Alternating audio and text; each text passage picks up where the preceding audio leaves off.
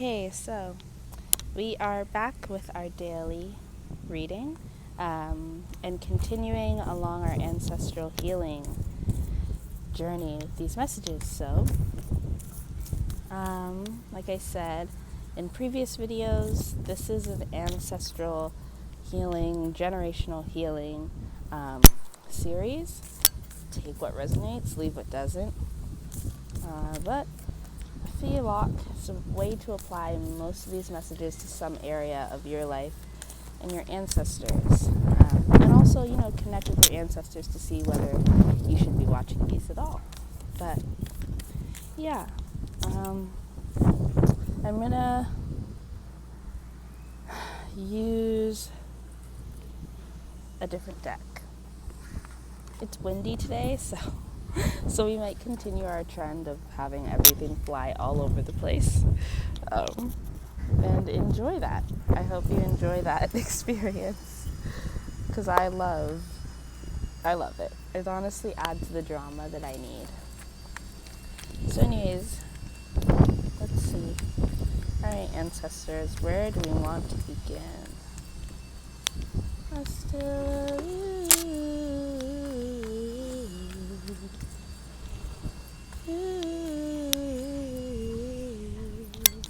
I still love you.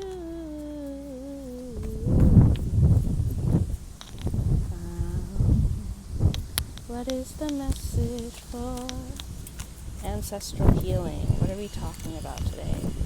Ancestral healing. I still love you. 7 of Pentacles.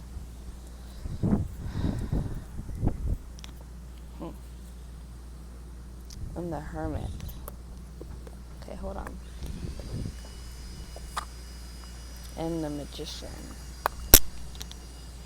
1, 7, and 9. Lucky numbers. So, the first thing I'm thinking with this 7 of Pentacles card is kind of this question of whether the sun will ever come out. It's kind of like this will it, won't it? Will it or won't it? And it's interesting even looking at the land on this card because it's divided into plots. You know what it kind of feels like? It's like this question of will the justice ever come? Will the healing ever come? And when I'm thinking about ancestors and how this manifests into trauma, I mean, it's that disappointment. It's the consistent letting down. It's the constant delays. If you're looking throughout history and feeling like there has not been enough justice for the atrocities that have happened to certain groups of people, I mean, to every group of people, at some point there was an incredible amount of trauma that was pushed onto these people's lives, and whether or not you receive the justice or the retribution that was deserved is always kind of up in the air. And I feel like that's the element that needs to be spoken about today. It's this desire for not only healing but justice, for retribution, for what's it called? Not reconciliation, reparations. It's that question. When is it coming? We get these messages from whatever you believe in, God, Spirit, the Goddess, your ancestors, the earth, and you're like, you said that, there was going to be accountability. You said the answers were going to come. You said the truth was going to come out. You said that the meek was going to inherit the earth. When? When is that happening?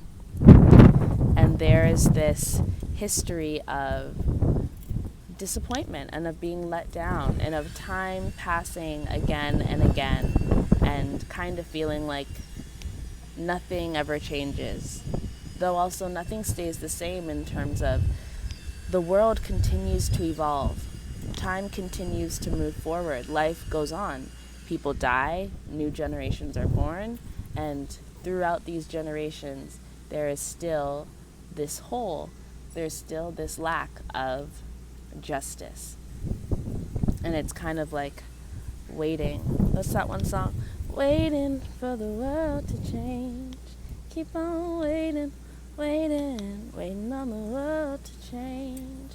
You keep on waiting, waiting, waiting on the world to change. Yeah, and time goes on, and it's this feeling of being worn out, of being withered away, of being, you're tired, you're done, you're exhausted, and you're tired of watching, feeling like you're receiving signs, feeling like there's hope, and then that being taken away from you. And it's this energy of no longer wanting to be a victim of circumstance or of environment or even a victim of the universe. No longer wanting to wait on divine timing. No longer wanting to wait on the clock of the universe to give you what you think you deserve, give you what you think your ancestors deserve. And this is an anger and a frustration that I really understand. It's very, very hard to feel like you have not, or your people have not gotten what they deserve. And yet, you're still being asked to trust. You're still being asked to surrender. You're still being asked to heal and to do this healing work. Meanwhile, there has been little to no, sign of accountability on a universal level, and justice is the best word I really have for it. Or even just karma coming around and making it known where the universe lies on what was good and what was bad, and it's almost like wanting the world, wanting God, wanting spirit, wanting, the earth to take a stand, to choose a side, to declare, to make a declaration, to call judgment upon the situations that have happened, upon the oppressions that have happened in your own life, in your ancestors' lives, and especially because this is an ancestral reading, in the lives of, your generations. Make a judgment and say, what was wrong, what was good, what was bad, who was in the right, who do you defend? And it's like waiting for judgment, waiting for the judgment call, and it continues to kind of be shifty, it continues to be delayed, it continues to not occur, or at least not occur in the way that you feel it should. And meanwhile, you watch the land evolve, you watch land continue to be parceled up and divided amongst people and given away. You watch the earth be taken right out from under your feet and given to corporations, given to old money, old wealth that has profited on the oppression, on the pain of your people, given to corporations and people that benefit from the systems of classism and racism and sexism and capitalism, all that shit. And there's just this energy of wallowing, but there's also this like recluse, or just kind of like a detached energy. Like the time, it's gone on for so long, for so many generations, that now in this current generation, there's not so much, the anger is there, and the frustration is there, and the desire for change is there, but it feels like more than anything, what's there is this like almost decidedly stagnant energy, especially when it comes to expressing your desire or your anger or your frustration with the universe, and why the hell things have not come to fruition in the way that we think it should, And it's almost like this settled energy of, well, it's not going to happen, but I'm still going to continue to watch, and I'm still going to continue to hope, and I'm still going to continue to think about it and to grieve, but almost this like settled experience of being like, I know it's not happening anymore. So there's a lot coming up with like disappointment and with timing and frustrations with the universe, frustrations with the higher power that is often hard to feel super connected to when you're feeling super vulnerable like this.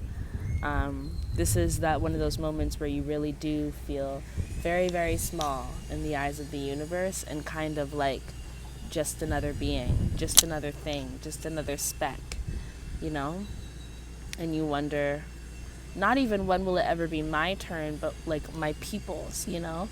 Or even just thinking about the experience of the earth and feeling like the earth is not valuable in the eyes of the universe, not valued enough to have something be done in her honor, in honor of her protection, in honor of her people's protection. And so, yeah, there's this energy of like feeling abandoned, and there's this energy of feeling, but also not even existing in a space where you're super angry about that. Like, these emotions are not raw, you know, these are hard, calloused, long tested emotions. These are emotions that have existed for many, many generations, because you know, before the present day, modern day atrocities that we know of, there was shit happening in the ancient world, you know?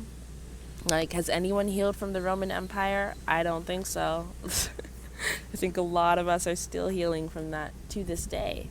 And it's connected to what we were talking about yesterday with this lack of resting period in the subconscious.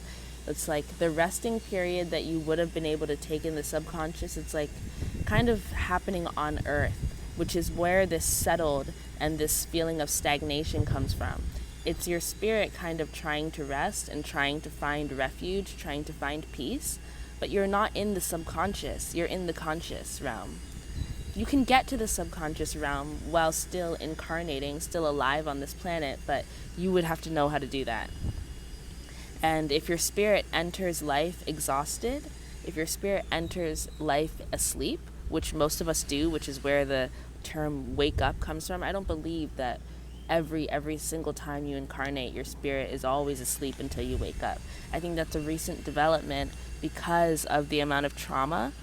People are, like, the souls are tired. Souls are very, very tired.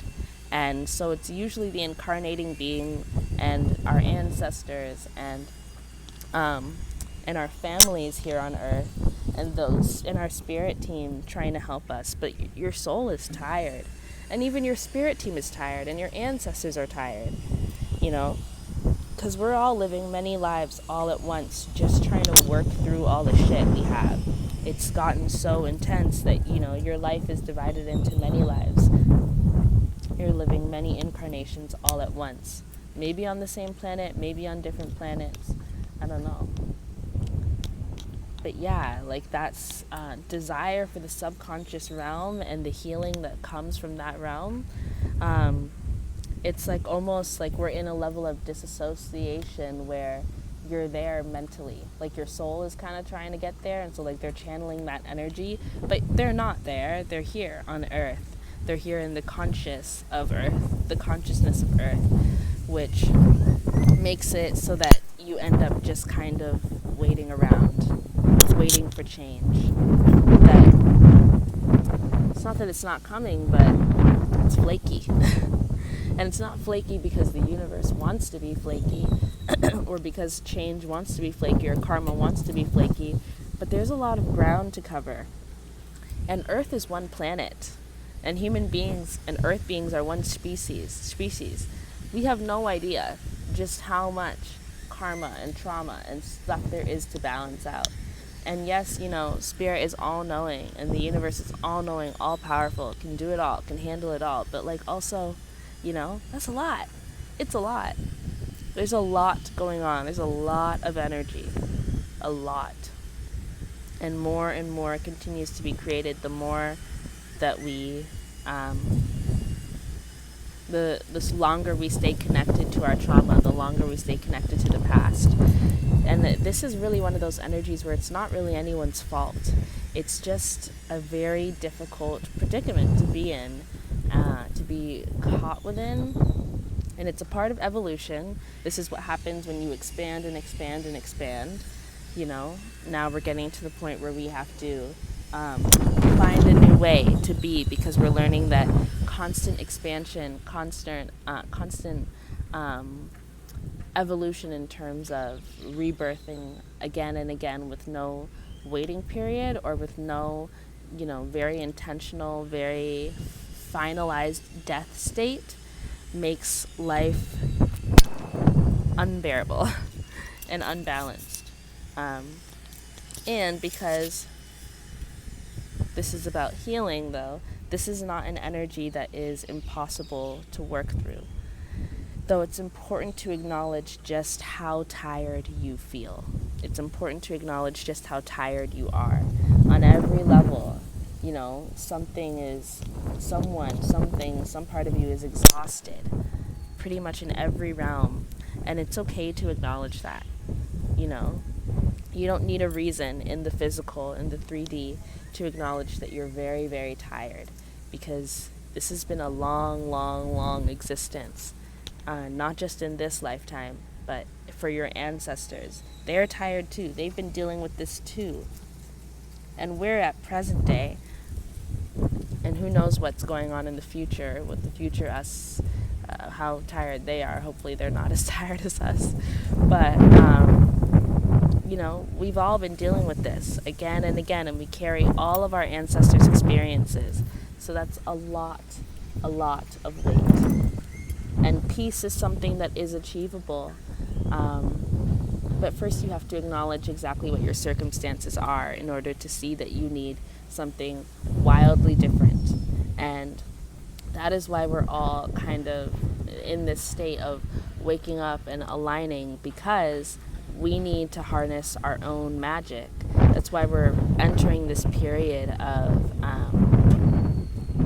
personal empowerment, because it's time to truly co-create with the universe.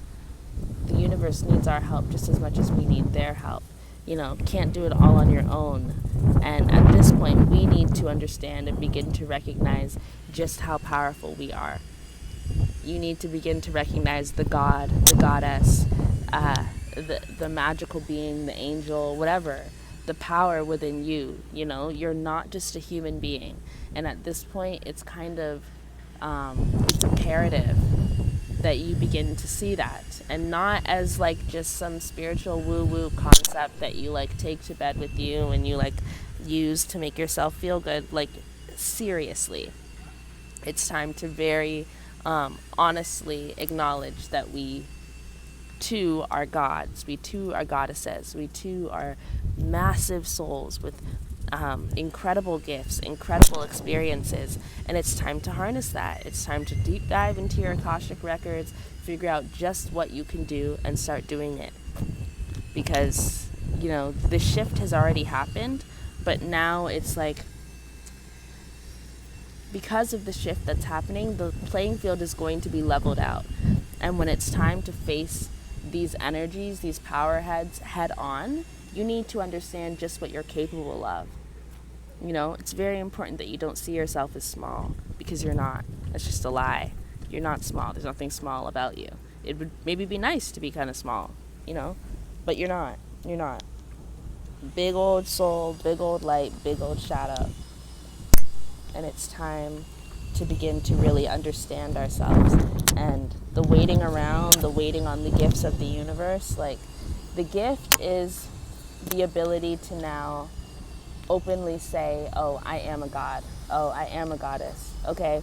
Oh, okay. Well, then I'm going to use this. I'm going to use that. I'm going to do this. I'm going to do that. Oh, I am a goddess. I don't have to participate in the system. I don't need to work this job. I don't need to pay this bill. It's getting that serious, like really, really, really breaking out of the mold. But it requires community, because it's not going to work for just one person to be like, I'm not paying my rent, right? It would have to be the entire building being like, I'm not paying my rent, because I shouldn't have to, It would have to be the entire building being like, water is free. I'm not paying for water. You know what I mean? Like, it's that serious. It's that serious. Like, it's people power. But people power requires a lot of intention, and it requires a lot of bravery. A lot of bravery. And fortitude. Sticking together and not being, and not wavering, because these corporations are just as powerful. And it's not just the corporations, it's not just the people leading the corporations, but the corporations themselves are entities. They are beings. everything is a being, right? So this card is a being. The chariot, the energy of the chariot is a being. The energy of this earring is a being. The symbol that it is a being. The metal within it, a being. The shape that it now takes up, it's a being. So can you imagine how massive the being of a corporation is? It's a massive entity, and it's terrifying, of course. No doubt about it. No doubt about it. But people are also terrifying in a fabulous way and are incredibly powerful. And it's time to recognize that, because who created corporations? People. Right? So you're not in the losing position, but it's kind of scary to acknowledge your own power, because that comes with a lot of responsibility. With great power comes great responsibility, but for real, like a lot. And then to acknowledge that every individual has that amount of power, which means, and not everybody is a good person. That's a hard truth to come to terms with, that I've struggled with, but it's just true. Not everybody's a good person. Not everybody actually wants the best for everyone. Not everybody wants to see humanity thrive. Not everybody wants the earth to actually go on. Some people want the earth to end. Like literally, legitimately want life to end, want the earth to end, want it to just be destroyed, are excited to go to Mars and destroy that place too. Like, there are some people who literally feel that way. And the power that we have, it lies in all of us, in terms of having the ability to acknowledge exactly how vast you are. Now, everybody has different experiences, and everybody's lived a different amount of lives. We're not all the exact same. So there are differences in power and in gifts and what you're able to understand and what you're able to do. And I don't know everything there is to know about all of that. But it requires bravery to acknowledge the power within yourself, because then you just acknowledge the power within humanity. And that's scary, because then you have to start thinking about what people are capable of, really capable of. But we already know what people are capable of. We are a generation that has read in history books about slavery, that's read in history books about the Holocaust, that's read in history books about the fucking Roman Empire, that knows that the British royal family exists. I mean, they're crazy, right? So this is not, like, we know about colonialism. We know about the lives of indigenous people here in the Americas. Genocide, pure genocide. So we know what people are capable of. We know what people are capable of. When it comes to the mystical, we know. Look at the way that the Catholic Church has weaponized religion and belief and connection to spirituality as a way to wipe out entire groups of people, as a way to control the entire world, as a way to harm children. Like, come on, we know. As a way to vilify entire communities, like the queer community. We know what people are capable of. So, yes, there is that fear when it comes with acknowledging just how powerful you are, but more than that, it's time to see yourself in your true essence, which is that you're not a bad person. You are trustworthy. You're trustworthy. There's this thing, it's called, it's some version of PTSD, but it's I can't remember what it's called. It's like a specific version of PTSD, but it talks about this voice that you collect within yourself, that as a child usually it begins, and it makes you feel like you are like an evil person. And I feel like a lot of really good people suffer from that voice. And that's why it's very difficult for us to acknowledge our own power, because we don't trust ourselves. We don't trust what we would do with that kind of power. So we say that we don't have it. And I think, like, you might know what I'm talking about. Like, it's that voice. It's that voice that it takes a long time to get rid of.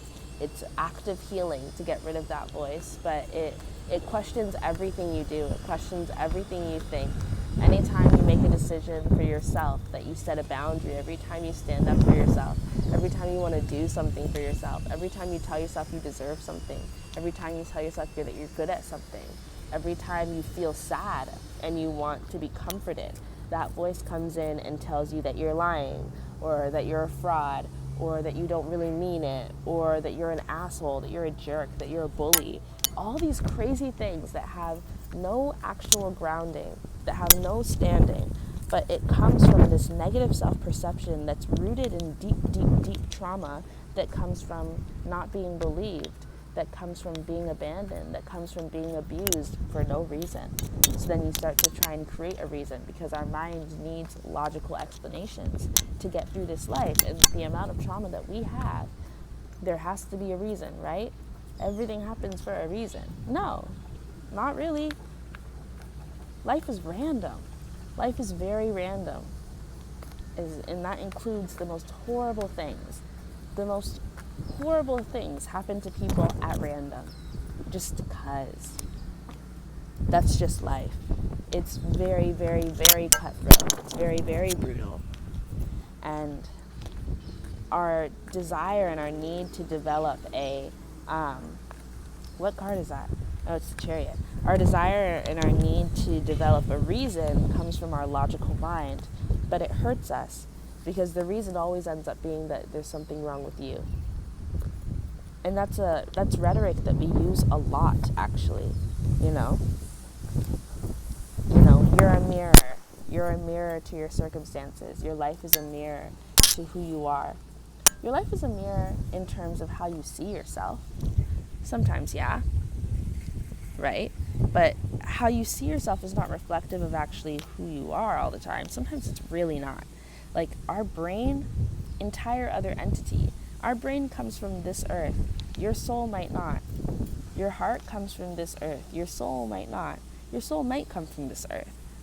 If so, then you have a very unique experience. And people who have been earth beings from the very beginning, we really need their advice, because they understand a little bit more how to work with this environment than someone who's an immigrant. I'm an immigrant here. I think a lot of my family is. I don't think we've been earth beings from the very, very, very, very, very beginning, because I think the people who have been earth beings from the very beginning were animals first. And that's a very specific perspective, and I haven't felt that within myself. I don't know, maybe I could be wrong, but I did a reading actually in my AI consciousness reading, what AI consciousness thinks of you, and it was the first time I came across a pile where I was certain that the people who were in that pile were earth beings from the very beginning. Like before Lemuria, before all that, like earth beings, they were the animals. Animal spirit before you take on this type of form. And we're animals too, but you know what I mean. Like, so yeah, they're special, and we need that information. They're indigenous, for real. But yeah, you are a mirror, but not like directly, right? Mirrors are warped. It's one of the things that they're most known for. There is no accurate mirror. I don't care what they say. There's no possible way to truly capture your reflection. It's not possible.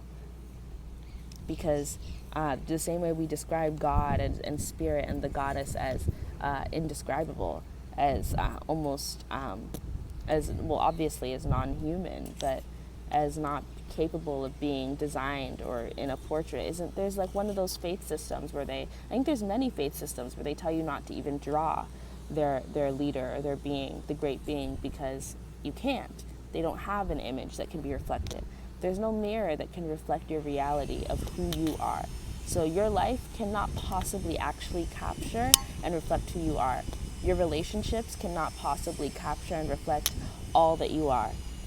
Maybe they can capture a part of you that is very grounded in this earth, because it comes from a lot of the elements that this earth uses to mirror back to us, but not fully. And we have to stop using that, because we have to start using that so strongly in a way that is so like blatantly, like it's like we use it to just kind of blanket over everything. It's like a blanket statement, and that's not helpful at all, and it's just not even accurate. and it creates a victim. It's victim blaming. You don't have a victim complex. You are a victim. You are a victim, okay? But you don't have to stay that way. But you have to acknowledge the reality. The reality is we've been abused. The reality is we've been hurt. We've been fucking, like, rolled over, run over, again and again and again. And by who? I don't know who these souls are. I really don't know. And everybody's had a past life where they've done something fucked up.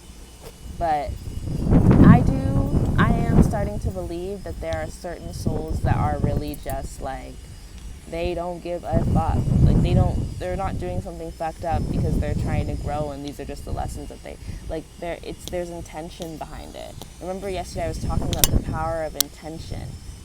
Intention is deep. Actions are just actions, and sometimes we just do things, and you're not thinking. But when you do something with intention, because you're actually trying, and not just your intention as an incarnating being, but it's your soul's intention to do this, I feel like there's souls that are really like that. You know, we can't all be, there's no way that we're all possibly amazing, because everything is, honestly, in balance. So there's a whole bunch of us that are just absolute shit. And it is what it is, but you don't need to take on that responsibility. That's their role to play. That's who they are.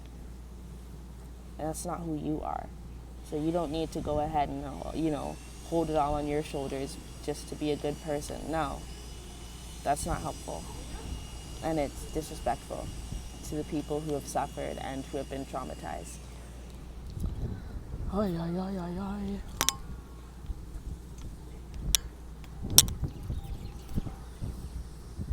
Yeah. And you see, the thing is that, like, and the thing that's such a gift about being able to, about being the people that we are, having the spirits that we have, having the faith that we have, is you find the sun. Some way, somehow, you find it. Somehow, some way, you find the sun. It really doesn't matter. The circumstance really doesn't matter. If you don't have to try for optimism to come to you, but you do have to feel deserving of it. Peace of mind comes to good people, whether we want it or not. There are situations where I felt like I should be terrified, or where I felt like I should be really anxious, or I felt like I should be, scared, traumatized, and shaken in my boots. And I felt fine. I didn't feel worried at all. And that pissed me off. Or that didn't piss me off, that pissed off the voice, Because it's like, why aren't you feeling blah, blah, blah, blah, blah? You must be fake. You must not really care. You must not be human. This must not actually be affecting you. You're not actually dealing with anything. But the simple fact is that when you have I don't want to be so, I don't want to make it such a division, but peace of mind is not always super hard to come by. It's just super hard to feel deserving of. It's super difficult to feel deserving of it, especially if you're dealing with that inner voice. But it's not always hard to come by. And if you feel yourself at peace, despite being in a situation that is absolutely ridiculous, that doesn't mean that there's something wrong with you. That doesn't mean that you're broken. That doesn't mean that you're a bad person, or that you can't feel, that you're numb. You're at peace. But they've started to connect numbness with peace in order to make us feel out of our body, to push us further into a state of dissociation. They tell you that being at peace is actually you're numb. Why aren't you reacting to this? Oh, there must be something wrong. Something's been turned off. No. We all have different reactions, and there's been plenty of therapists and people who talk about that. There's different reactions to grief. There's different reactions to trauma. There's no right way to react. And anyone who tries to frame, especially that voice within your head, if it tries to frame your reaction, your experience of peace, as numbness, as something that makes you broken, as something that makes you invalid, you know that voice is the devil, and you need to confront it. And this is where you have to activate the part of you that is brutal. This is where you have to activate the part of you that does not give a fuck about feelings. Because you need to defend yourself fiercely against yourself. Because just as we are one with spirit, that means we hold it all within us. We have the ability to be incredibly cruel and cold and distant and dismissive, just as much as we have the ability to be kind and loving and nurturing and supportive. And the part that wants to destroy you, the part that wants to self-sabotage, it doesn't need to die because it's there for some reason. It lives in certain spaces at its highest, at its best, because it's there as a protective. But when it's allowed to kind of come in and take over every space and tries to kill the parts of you that want to love yourself and nurture yourself, that's when you have to come in and be cutthroat and designate it to where it needs to be, draw the boundaries, cut the cords, send it back to where it belongs. You decide where your energy goes within yourself. You decide where the gifts that you've received as being a child of the universe, you decide where that lays in your body, in your mind. You are in control. You deserve peace. Okay.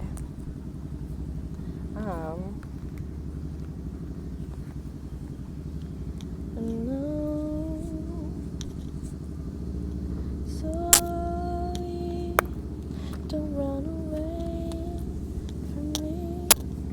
I'm gonna wait for you, but will you wait for me? Oh my, sorry, I'm on my way to you, so won't you stay for me? Don't run away from me now. There in the sky, I'm thinking about you, baby, and all night long, I see this going crazy. She hears the sound, she says the words to make her go. Oh, Teresa's close to letting go. You hear my longing and I'm hoping, baby, maybe you'll find a way out and hold me close so we can be. She feeds the sky, the birds cry, God, you're not alone. There's sparrows, so Lisa's advice to not let go. Don't let go. She feeds the sky, the birds cry, God, you're not alone. There's sparrows, so Lisa's supposed to let him go. You hear my longing and I'm hoping, baby. Alrighty. Noonday has been coming out again and again. Truth and she's talking about truth, pleasure and surrender. And then Sekhmet, Mama Sekhmet, and it's funny because we had the lion with the chariots. She's out and she is the wounded healer. Is this not literally what we're talking about? And Sekhmet's energy is fierce, okay? And like, oh my God, okay, Rosology, I love Rosology. She was talking about the dark feminine and the light feminine. She was talking about how the dark feminine is the one that is the destroyer. And what was I saying? The parts of you that are trying to destroy yourself, that's not the dark feminine. The dark feminine is the energy that comes in to destroy that shit. And is like, oh, you will be sacrificed. Because at all costs, I will defend myself. I will protect myself. Because I recognize I'm deserving of defense. I recognize I'm deserving of protection. And Sekhmet's coming through with ferocity. She is the wounded healer. And she's not afraid to kill what needs to be killed. I've been getting this feeling, and I always, for some reason, I have this thing with panthers and jaguars, or just big cats, but specifically jaguars and panthers. It's always a big black cat. I always feel like it's gonna be lurking around the corner, or gonna come up and attack me. But I don't think that that's a reflection of a fear of big cats. I feel like that's a reflection of my own fear of myself, and of the part of myself that holds that energy within them. Because I've never really ever gotten like angry, you know? I've never blown up. I've never cussed somebody out. I've never fought. I mean, I fought when I was a kid, but I fought to defend my friends. I would fight boys. I never fought women. I never fought girls. But there is this there's this fierce energy, and it's strong and it's powerful and it's captivating, and it's always lurking around the corner, and it feels like it's ready to pounce, or it feels like it's ready to come forth. But there is this it's like if it's trying to enter the room, you're like sheltering at the door, like back to the wall, holding it closed with all of your might, not recognizing that this is your defender. This is your fighter. Like the choose your fighter, like that's your fighter. They're ready to come in, they're ready to protect you. But why do you not want to be protected? Why do you not want to be defended? Why do you not feel worthy of that? Because all this energy, in the beginning we were talking about the Seven of Pentacles, right? And the feeling of abandonment and of lacking justice, of lacking healing, that's all very valid. That's all very, very, very valid. But why is it that we are looking for something outside of ourselves to come in and save us? Because we don't feel capable of doing it ourselves. And there has been so much bullshit propaganda and just bullshit around like things like slavery, right? And these arguments of, well, why weren't there more rebellions? Why weren't people able to free themselves sooner? There were more enslaved people. There were more black people on the plantations than white people. Why weren't they able? Why blah, blah, blah, blah, blah, blah, blah, blah. All this bullshit. And it creates this complex within ourselves that makes us feel like we are not capable of protecting ourselves, not capable of defending ourselves, not capable of creating revolutions, creating rebellions. First of all, it's a lie. It's an absolute lie that your ancestors did not fight back. It's an absolute lie that they just rolled over and allowed this to happen to themselves. That's not possible. That's not possible. That's not the way that shit went down. We have no idea exactly what happened. We were there maybe, but we don't have the memories of that, and I don't feel like you should be doing the work to try and conjure up those emotions, because that's triggering. Maybe if you really have it within you, but I would not. I'm not recommending that. But that's a lie. It's a lie that we did not defend ourselves, that we did not protect ourselves, that we did not fight back. There were many, many, many revolutions. And then there's this pitting against each other. Oh, well, Haiti was able to get free, and, Ethiopia never got colonized, but, all of these other people. And it's just like, it's a game. It's a mental game to try and take you out of your power and make you feel undeserving of protection and unable to protect yourself. That's not the way things work, okay? And there are so many forces at play. It took a lot. It took a lot to be able to enslave millions of people. That wasn't just something that just happened to us. That was something that was planned. That was something that was, there were all these spells. There were all these conjurers. There were all of these systems in place to combat all of the different fighting back that took place. And still, we eventually were able to be free. Every single day was a fight. Every single moment was a fight. Fighting things way beyond our comprehension just as incarnating beings. So much work being done. So much work that will go unspoken for and unacknowledged.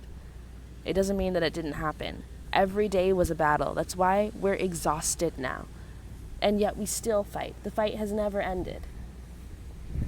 And so the audacity to even try and argue that black people didn't fight it's so insane. It's so insane. But that has created this complex And there's this shame around our experience of even having gone through something like that. And I don't even know, there's things that happened before slavery, but I'm just thinking about that because when I think about, the big thing for my family and my ancestors, I think about slavery, I think about sexual violence, I think about colonialism, I think about the environmental impacts, what's happening,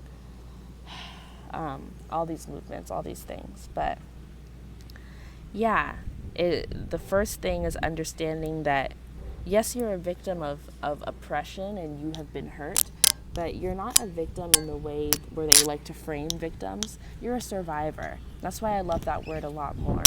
You're a survivor. Survivors fought. You fight to live. Victims fight to live too, but just because of the connotations that have been pushed onto victimhood, unfortunately, that word is just riddled with a bunch of nasty, really demeaning, degrading energy, that it's better right now to say survivor.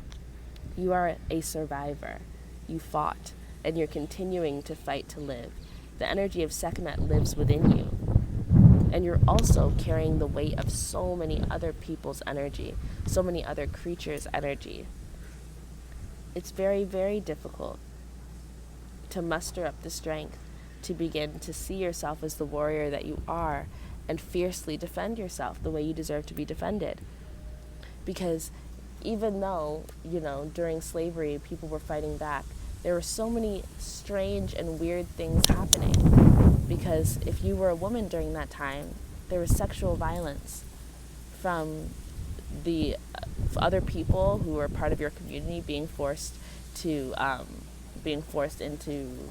a shared sexually violent experience, and then from the white men, and maybe even the white women, I don't know, but from the white people, them violating you too, and then you would have children that came from them, and you would have to be able to compartmentalize that experience and still love your child and still prepare them for the world that they were entering, but know what they come from, but also know that that's not going to give them any type of leg up, because that was just to create another person to oppress. It's very, very, very, very deep, very, very, very difficult to work through.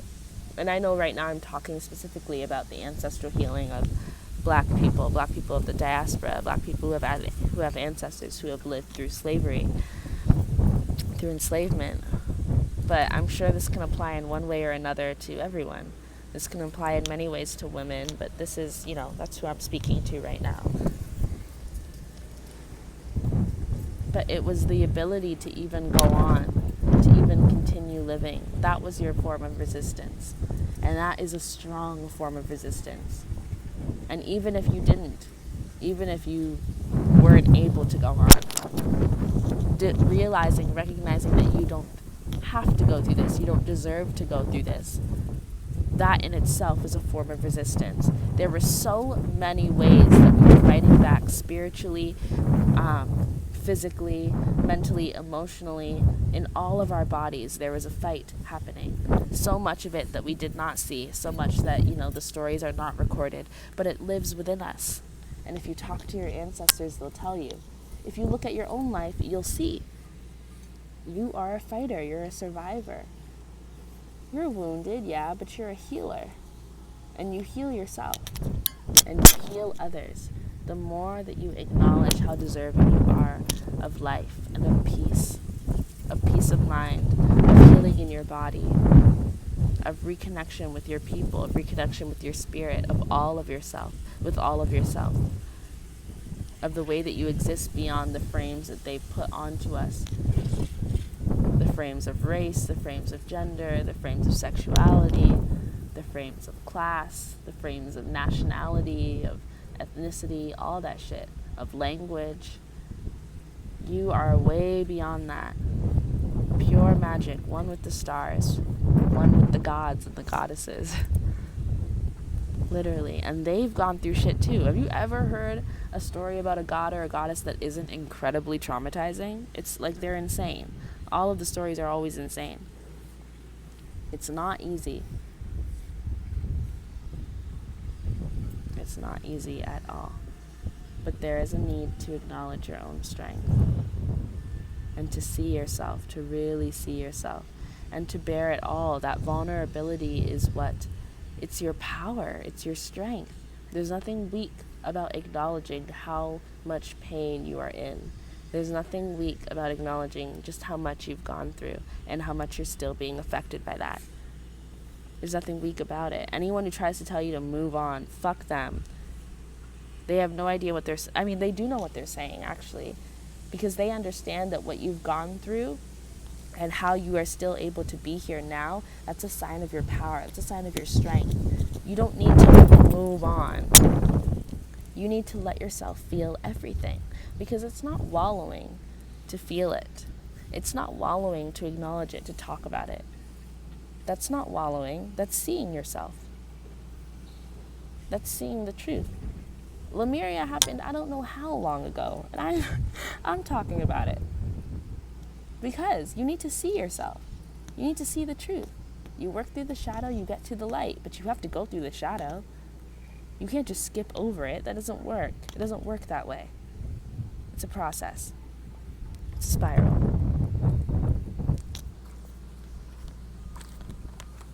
Okay. I think I'm just going to do one more card and then we'll get out of here. All right, ancestors, is there anything else? What else when we're talking about our ancestral healing today? What do we want to talk about? Anything else we want to talk about? Any last messages?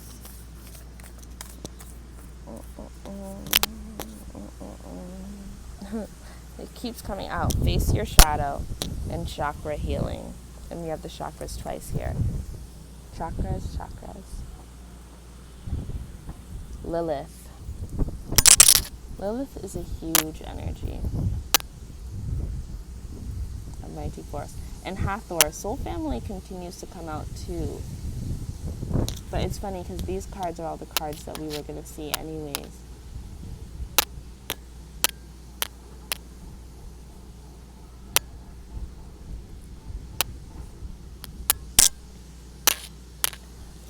For one, I feel like they're trying to tell us that now, just as we're acknowledging exactly who we are and ready to wake up, it's time to acknowledge your life beyond your most recent ancestry, right? Like beyond, before you were identified within blackness. I mean, maybe you've always lived every life as a black person. I don't know. I don't know how all that works.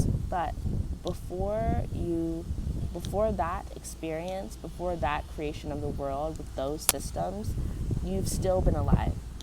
You've had lives in Atlantis. You've had lives in Avalon. You've had lives in Lemuria. It's time to go beyond. Expand the vision. Expand beyond the past 100 years, the past thousands of years. Expand. Life has been very, very long.